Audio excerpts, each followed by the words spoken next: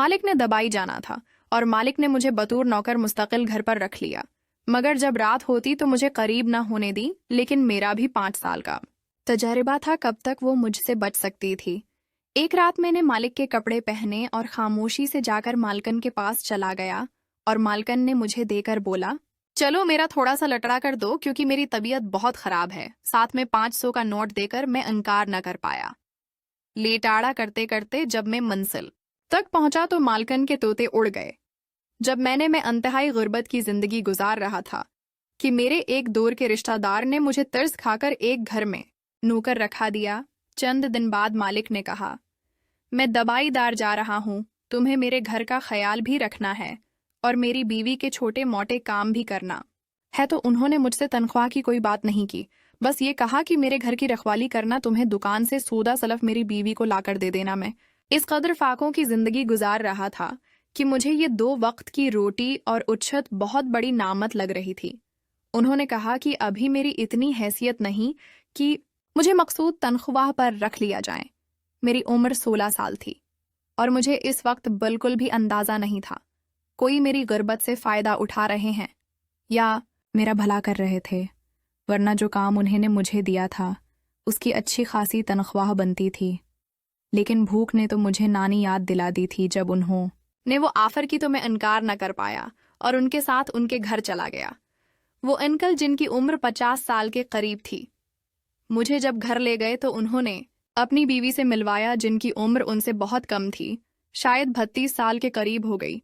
जैसे ही हम लाउंज में दाखिल हुए तो वो एक सूफे पर बैठी हुई थी। पहले तो मुझे लगा कि वो मेरे मालिक की बेटी हैं, लेकिन उसका खलिया शादीशुदा औरतों के जैसा था, हाथों में सोने के कंगन और गले में सोने की चीन वगैरह। ये सब देखकर मुझे एहसास हुआ कि ये शादीशुदा है, लेकिन मैंने अपनी सोच को झटक दिया कि मुझे ऐसा नहीं सोचना चाहिए। शायद ये मालिक की बेटी भी हो सकती हैं जो शादीशुदा हो और अपने बाप के घर डिलीवरी के लिए आई हो, लेकिन ये मेरा वहम इस वक्त गलत साबित हो गया जब ये मालिक ने कहा कि बेगम, ये लड़का आज से तुम्हारा हर काम करेगा। बहुत मेहनती और गरीब घर का लड़का है, जिस रंग में ढालोगी वो ढल जाएगा और जो काम उससे कहोगी वो करेगा। मेरे दबाई जाने के बाद इस घर की रखवाली भी करेगा और साथ साथ में तुम्हारी देखभाल भी करेगा। अगली सुबह ही मेरे मालिक दबाई के फ्लाइट से रवाना हो गया।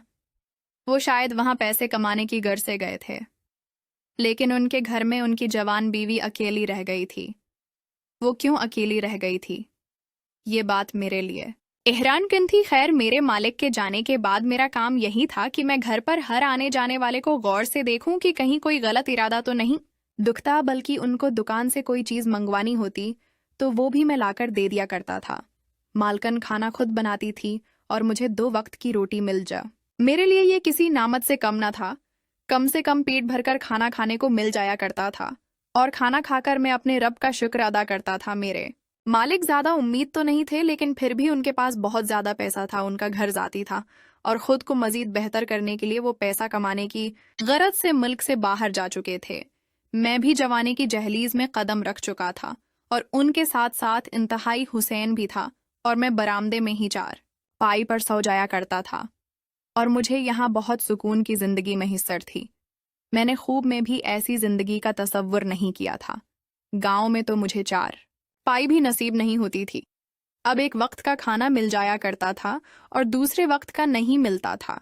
शहर की रंगीनियां देखकर मेरा दिल भी मचलने लगा और मुझे अपनी जवानी का एहसास होने लगा।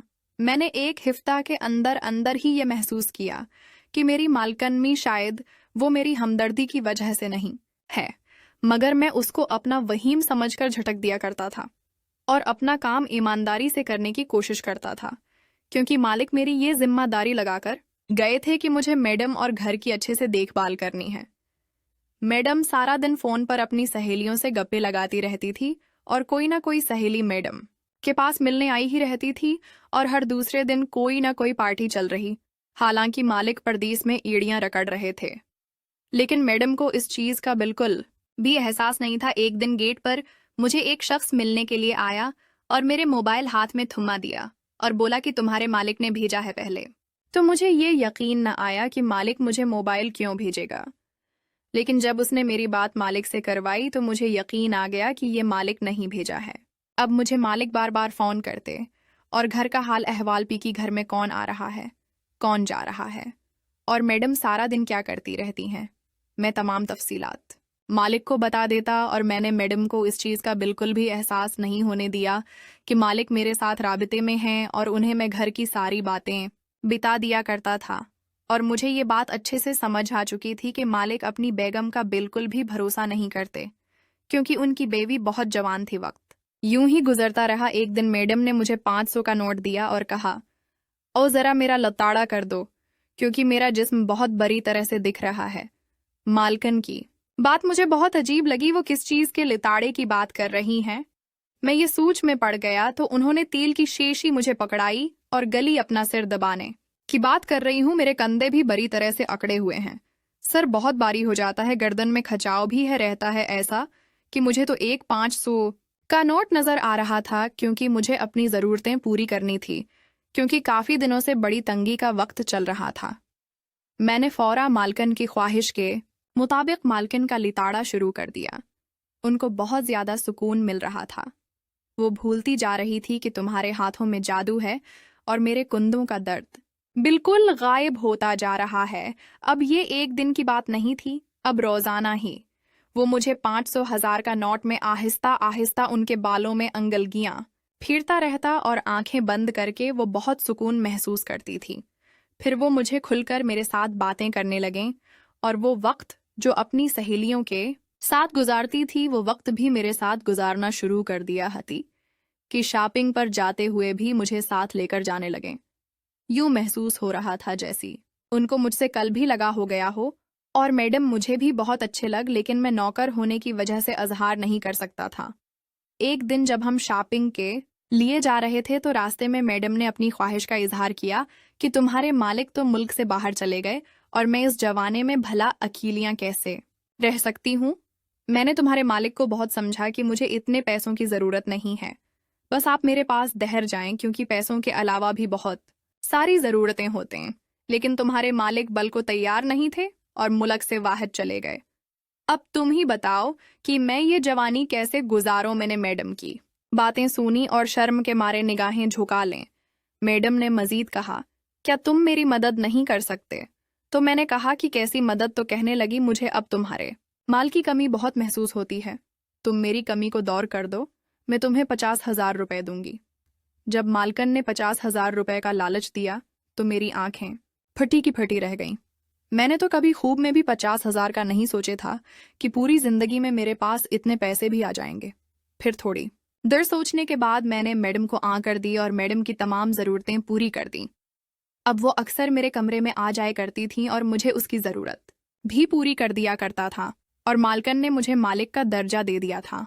मुझे अपने गांव आने जाने के लिए एक गाड़ी अलग से खरीद कर दे दी, ताकि मुझे आने जाने में कोई दुश्वारी ना हो, और हर महीने बहुत सारे पैसे दे दिया करती थीं। मैं अक्सर सोचा करता हूँ कि ये कैसी बीवी है जिसका शौहर इस पर बेपनाह पैसा लौटा रहा है और ये अपने शौहर के साथ बेवफाई कर रही है। जो औरत अपने शौहर के साथ बेवफाई कर सकती है वो मेरे साथ वफादार कैसे हो सकती है?